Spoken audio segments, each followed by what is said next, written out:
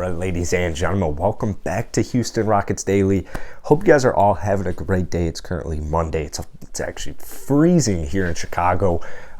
If you enjoy it, hit the like button, hit that subscribe button. We're actually getting we're like 29 subscribers away from 600 subs. So thank you guys so much for all the support. Today, the Houston Rockets play the Oklahoma City Thunder. They look to get on a 3-game winning streak.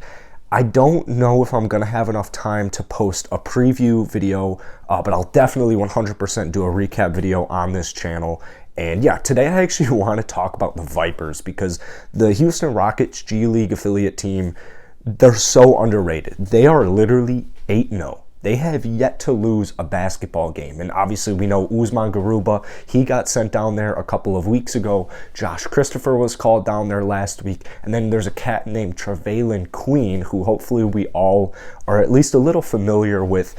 He's absolutely balling out. So the reason I want to make this, I feel like the Vipers do not get enough I don't want to say like media attention, but I almost do want to, like, they just don't get enough talk. Like, they don't get enough talk. And it's the same thing with every single NBA team. Like, my Windy City Bulls, I couldn't tell you all that much outside of like a handful of players, a general idea of how they're doing.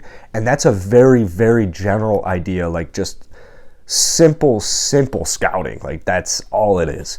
But with the Houston Rockets and with the Vipers, they're actually really good. They're actually really talented. They have a bunch of NBA caliber talent there.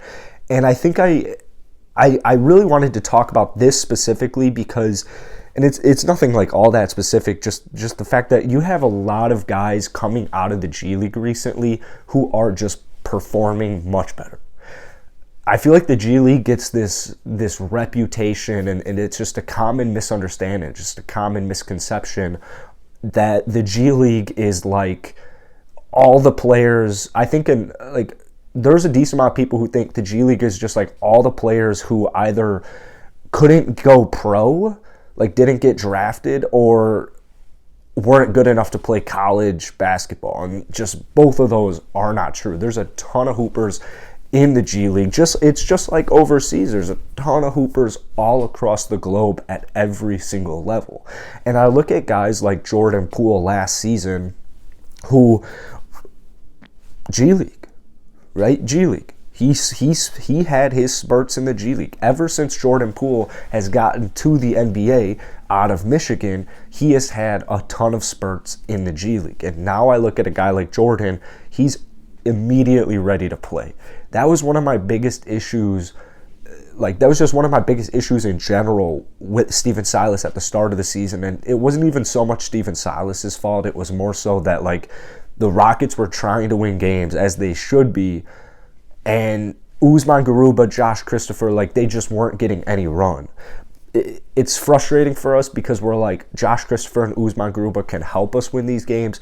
But to Stephen Silas and to just, like he's going to prefer to play his veterans. So if Josh Christopher, Usman, whoever else in the G League, if they're not getting the ball a lot, if they're not getting actual minutes on the Houston Rockets, there really is no reason why they shouldn't be in the G League, because the G League's competition, it's extremely intense.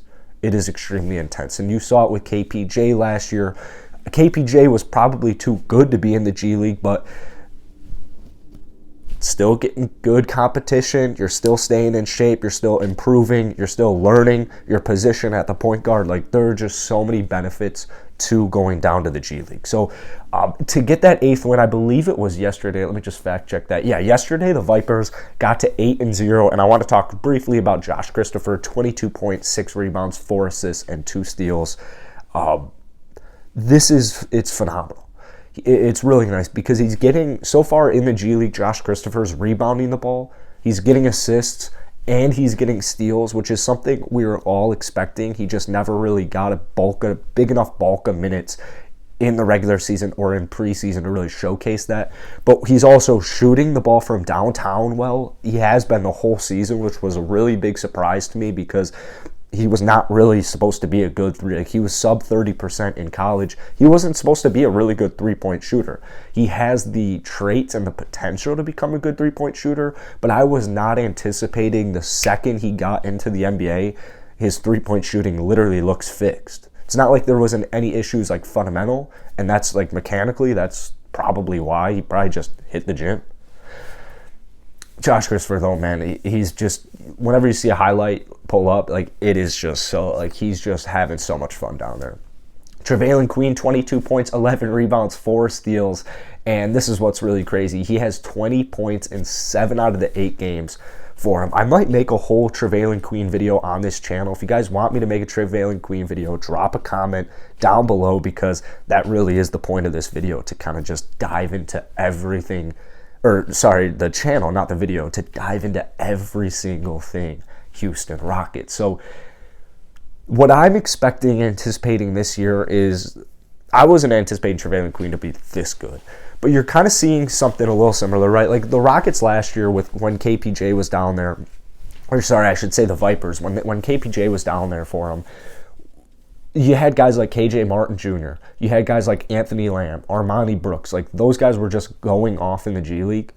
So it's demonstrating to me that, like, obviously Josh Christopher, Usman Garuba, but Trevelin Queen, the Rockets G League team has NBA level talent. And once these veterans get traded, Eric Gordon, Daniel House Jr., DJ Augustine, hopefully John Wall, that's where you bring in all those players.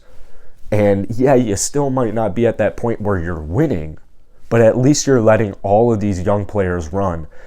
The difference last year to this year at the end of the season, if we're letting all these young guys run, is it's actual players that we intend to move forward with, as opposed to last year where we were just kind of making do with what we had, making do with what we could make do with. That sounds but you get what I'm saying. Like, there were a bunch of just pieces on the Rockets last year that weren't going to be a part of their team for the long term, and it was kind of hard to just like roll with that on a night in, night out basis when you know what the future is.